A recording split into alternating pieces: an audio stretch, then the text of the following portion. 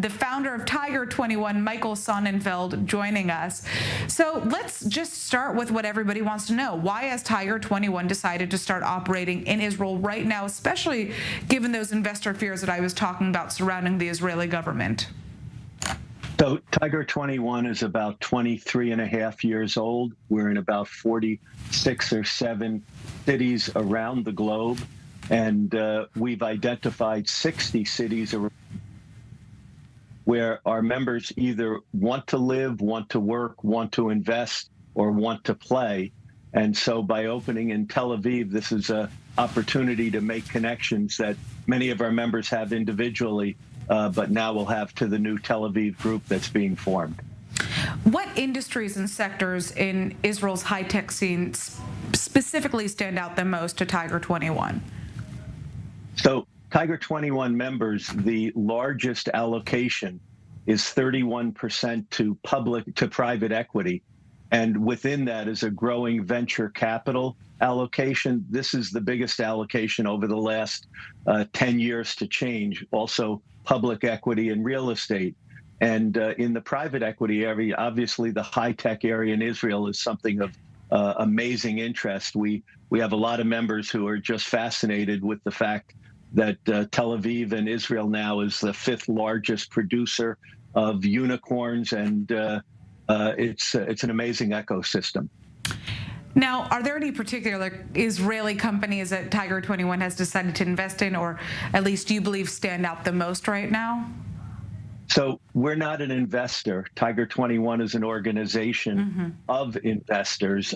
We had a lot of members involved in Mobileye, but if you go through all the roster of venture funds that have done amazing, not just in the crypto, but in the security area, particularly climate, these are all the areas that our members are looking at. A lot of biotech, healthcare interests. So these are all where our members are looking to invest in the small private companies that Israel is just uniquely positioned for.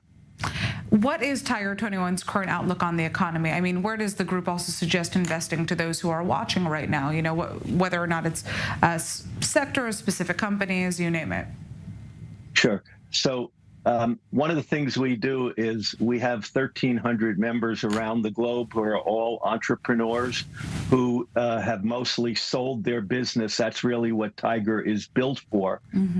So there's a mix of all-weather portfolio. Our members have cash at about 12%, but real estate, private equity, and public equity add up to over 75%. But the cash allocation says that they're concerned. And when we polled our members in 2022, overwhelmingly, they thought there would be a recession.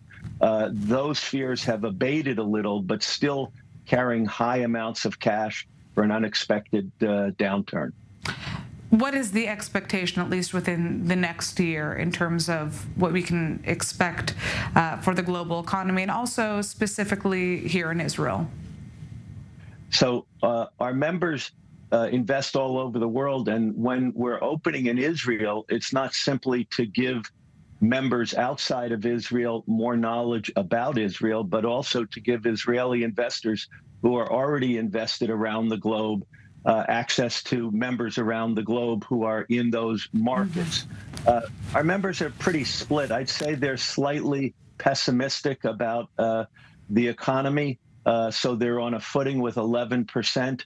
But, you know, when people create wealth and now they're preserving the wealth as opposed to building the business, they get a little more conservative.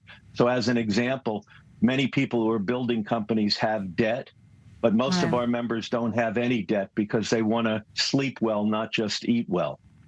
All right. Well, I'd like to thank you so much for joining us, Michael Sonnenfeldt from the Tiger 21 Investment Group. Fascinating to hear about your choice to open up here in Israel.